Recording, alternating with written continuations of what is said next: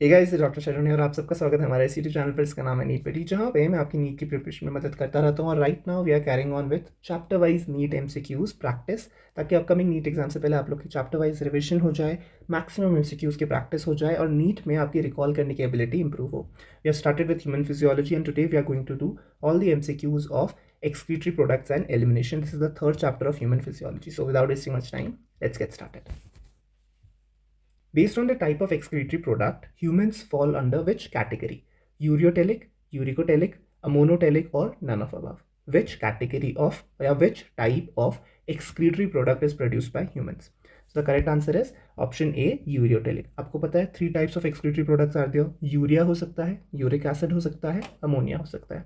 Ammonia अगर है तो ऑर्गेनिज्म को हम बोलते हैं अमोनोटेलिक. यूरिया अगर है तो ऑर्गेनिज्म को बोलते हैं यूरियोटेलिक. यूरिक एसिड अगर है तो हम ऑर्गेनिज्म बोलते हैं यूरिकोटेलिक. अब इसमें से जो यूरिक एसिड होता है ये लीस्ट टॉक्सिक होता है और इसको सबसे कम पानी चाहिए फॉर एक्सक्रीशन. जो अमोनोटेलिक होता है, जो अमोनिया एक्सक्रीट कर रहा है, वो मैक्सिमम टॉक्सिक होता है और उसको सबसे ज़्यादा पानी चाहिए for excretion. Humans are ureotelic, मतलब हम urea as a waste product excrete करते हैं. Excretory organ in prawns are malphizian tubules, green glands, nephridia, or flame cells. Excretory organ in prawns. The correct answer is option B. They are the green glands. अब NCERT के बिल्कुल first introduction वाले part में ही different excretory organs और different organisms mention कर रखा है. मैंने हैंड रिटन नोट्स में, जिसका डिस्क्रिप्शन में आपको लिंक मिल जाएगा, उसमें वो PDF दे रखा है. एक टेबल बना के मैंने उस नोट में मेंशन कर रखा है कि कौन से ऑर्गेनिज्म का एक्सक्रीटरी ऑर्गन क्या है. जाके वो टेबल याद कर लीजिए. Which of the following statement is incorrect? Malphizian corpuscle is cortical in location. Cortical nephrons have short loop of Henle, extends only little to medulla. Most nephrons are juxtamedullary type. All of the above. Which of the following is incorrect? So the correct answer is option C is incorrect. GFR in a healthy individual is 125 ml per minute, 125 ml per hour, 125 ml per second और 125 ml per day. GFR. What is GFR? Glomerular filtration rate. क्या है ये? So the correct answer is option A, 125 ml per minute. Unit हमेशा याद रखना 125 ml per minute है. और अगर कोई डे में कितना फिल्ट्रेट बना पूछे तो it is 180 liters in one day.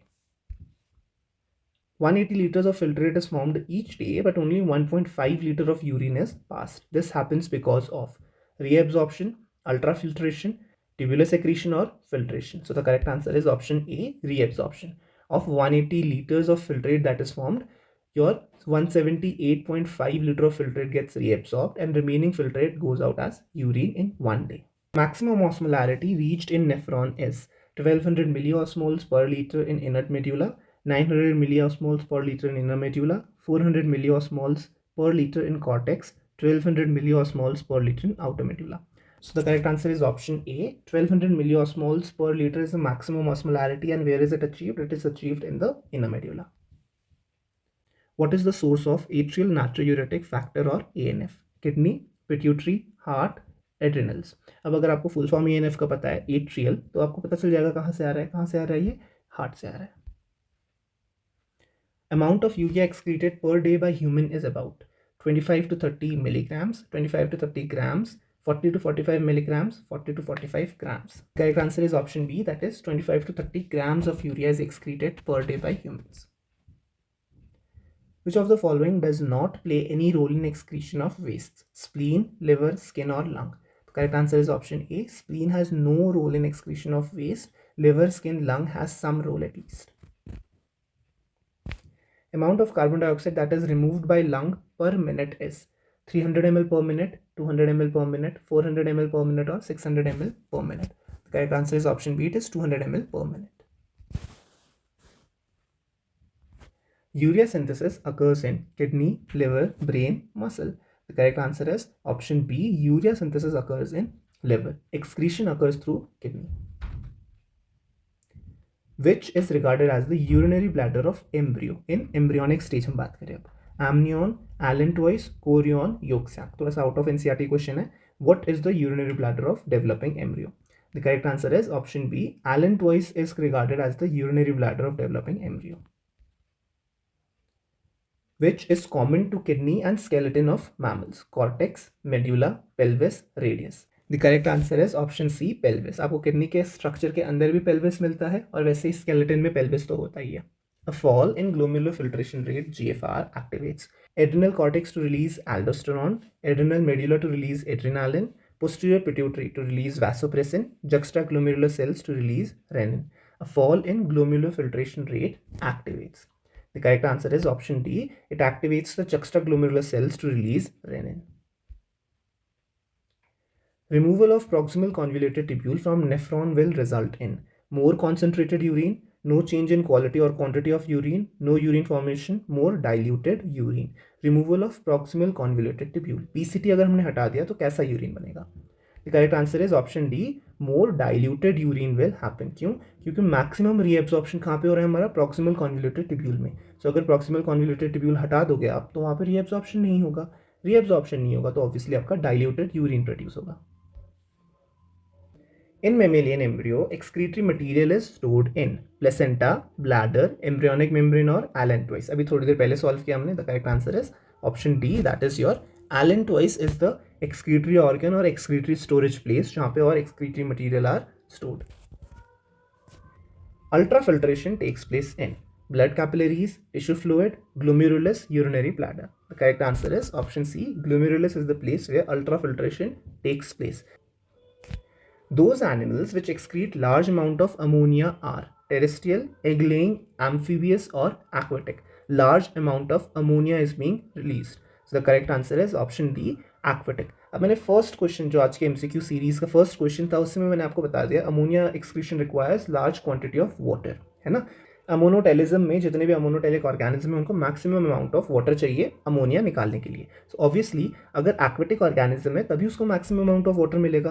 अगर टेरेस्ट्रियल है, एग लेइंग से तो कोई लेना देना ही नहीं है. टेरेस्ट्रियल है या एम्फीबियस है तो उनको पानी का थोड़ा सा लिमिटेशन होगा. लेकिन एक्वेटिक ऑर्गेनिज्म पानी में ही रह रहा है तो उसको पूरा फ्रीली वाटर मिलेगा. That is why excretory product ammonia is usually seen in aquatic organisms. Similar structure and function to human kidney in amoeba is food vacuole, contractile vacuole, plasma membrane or plasmodesmata. So the correct answer is option B. Contractile vacuole is a structure that has similar function to that of human kidney. The urine in normal man does not contain glucose because glucose in the glomerular filtrate is converted to glycogen. Glucose in the glomerular filtrate is reabsorbed in uniferous tubules. Glucose of blood is not filtered into glomerulus. Normal blood sugar is fructose. So urine of a normal man, in urine of a normal man आपको glucose नहीं मिलेगा. क्यों नहीं मिलेगा question ये पूछ रहा है. So the correct answer is option B. Glucose in the glomerular filtrate is reabsorbed in the tubules. अब समझो इस बात को. अल्ट्रा फिल्ट्रेशन में ग्लूकोज भी आता है यूरिन में, प्रोटीन भी आता है यूरिन में, लेकिन सबको हम रीएब्जॉर्ब कर लेते हैं. तो जितना भी ग्लूकोज आपका ब्लड से फिल्ट्रेट में आएगा, जब 180 लीटर फिल्ट्रेट बनाया ग्लोमेरुलस ने, तो उसमें से जब फिल्ट्रेट वो रीएब्जॉर्ब कर रहा है उस टाइम पे ग्लूकोज को भी रीएब्जॉर्ब कर लेगा. वो बोलेगा कि ये हमारा वेस्ट नहीं है, इसको हम अपने बॉडी में रखेंगे, इसको हम ले जाएंगे और कहीं पे स्टोर करके रख लेंगे, यूज़ कर लेंगे, ये वेस्ट नहीं है. So glucose gets reabsorb. Now understand this point in diabetics. जो डायबिटीज़ होता है उन पेशेंट में यूरिया में ग्लूकोज दिख सकता है. क्यों? क्योंकि there is a limit to which the glucose will get reabsorbed. ठीक है. अगर बहुत ज़्यादा ब्लड में ग्लूकोज है तो फिल्ट्रेट में भी ग्लूकोज बहुत ज़्यादा होगा. अब ट्यूब्यूल्स की एबिलिटी है कि इतना अमाउंट ऑफ ग्लूकोज, एक fix amount of glucose they can reabsorb. उससे ज़्यादा ग्लूकोज अगर आ रहा है तो that will get out in the urine.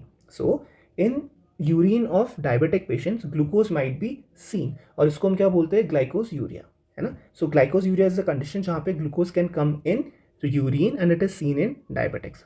So coming back to this question, basically normal man में ग्लूकोज नहीं दिखेगा, डायबिटिक्स में ग्लूकोज दिखेगा. नॉर्मल मैन में क्यों नहीं दिखेगा? क्योंकि वो रीएब्सॉर्ब हो गया. The correct answer is option B. Presence of RBC in urine is known as anuria, haematuria, glycosuria, ketonuria. The correct answer is option B, haematuria. Haemat मतलब ब्लड, यूरिया मतलब यूरिन, एन्यूरिया मतलब there is no urine production. तो basically अगर urine production normally कितना है 1.5 litre बताया, अगर बिल्कुल प्रोडक्शन रुक गया यूरिन का तो उसको एन्यूरिया बोलेंगे. ऑलिगयूरिया मतलब यूरिन प्रोडक्शन हो रहा है लेकिन कम हो रहा है. पॉलीयूरिया मतलब यूरिन प्रोडक्शन बहुत ज़्यादा हो रहा है. ठीक है. दीज आर बेसिक टर्म्स जो आपको अगेन हैंड रिटन नोट्स में मिल जाएंगे, वहाँ से आप पढ़ सकते हो.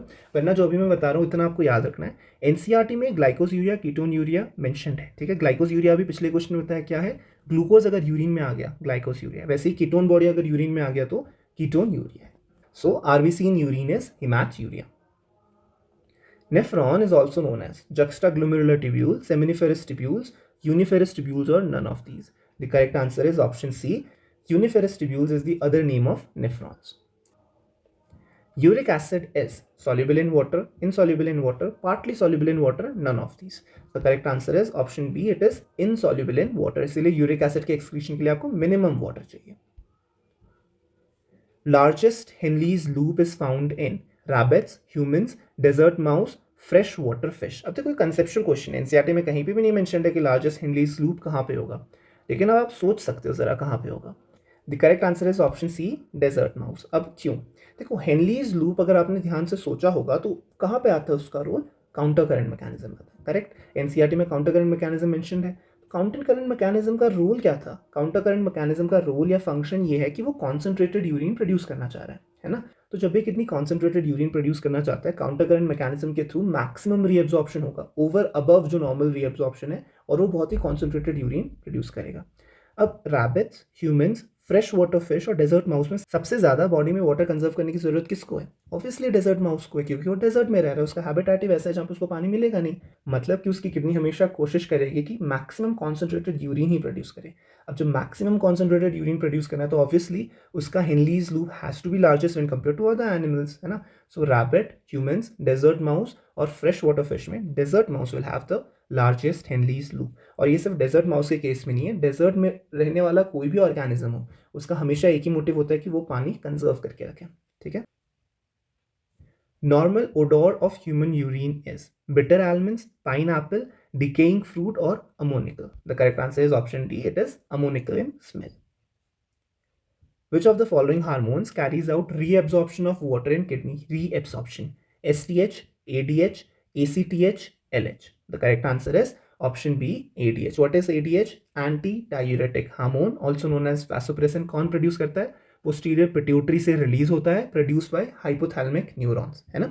नाम से पता चल रहा है, एंटी डायूरेटिक हार्मोन. डायूरेसिस मतलब urine production. So urine production को कम करना है, एंटी यूरिन प्रोडक्शन है. यूरिन प्रोडक्शन को कम करने से मतलब क्या है कि वो मैक्सिमम रीएब्सॉर्प्शन कैरी आउट कराएगा. The correct answer is option B, ADH. The portion of nephron which is relatively impermeable to water. impermeable. Collecting tubules, ascending limb of loop of Henle, distal tubules और loop of Henley. अब देखो nephron में मैंने क्या बताया, reabsorption reabsorption reabsorption, लेकिन ऐसा कौन सा पार्ट है नेफ्रॉन का जहाँ पे वाटर इम्परमिएबल हो गया? So the correct answer is option B. It is the ascending limb of loop of Henle. और अगर आपने एनसीईआरटी का ये चैप्टर ध्यान से पढ़ा होगा, उसमें मेंशन भी है कि ascending limb of loop of Henle में वाटर इम्परमिएबल क्यों है, क्योंकि वो ऑस्मोलैरिटी मेंटेन करना चाहता है जैसे जैसे वो ऊपर मूव कर रहा है ना. तो जाके ये एनसीईआरटी का डायग्राम फिर से देखिएगा, अगर उसमें थोड़ा सा कंफ्यूजन हो रहा है तो जाके वो नोट्स वाला डायग्राम देखिएगा. उसमें क्लियरली मैंने मेंशन कर रखा है, क्लियरली एक्सप्लेन कर रखा है कि क्यों ascending limb of loop of Henle में water is impermeable. Bilirubin and biliverdin are excreted mainly along with urine, feces, sweat or vitamin. The correct answer is option B. It is excreted usually in feces. Bilirubin, biliverdin कहाँ बन रहा है? Bilirubin, biliverdin are nothing but the bile pigments. A kidney stone is blockage by fat, deposition of sand in kidney, salt such as oxalates crystallized in pelvis, blockage by protein. What is kidney stone by nature? The correct answer is option C. Salt such as oxalates that crystallized and get deposited in pelvis. Which is false? Nephron excretion, alveoli respiration, kidney osmoregulation, renin enzyme. So which of the following is false or not correct? The correct answer is option D, renin enzyme. It is incorrect. So nephron has a role in excretion, alveoli has a role in respiration, kidney has a role in osmoregulation, but renin is not an enzyme. So those are the MCQs for today. I hope you are finding this series helpful, and if you are, don't forget to share it with your friends. I'll see you guys in my next video, and we'll cover the next chapter of human physiology, that is locomotion and movement. I'll see you guys then. All the best and keep working hard. Do like and share the video if you find it helpful, and if you're new out there, don't forget to subscribe to our channel. Thank you guys for watching. Bye bye.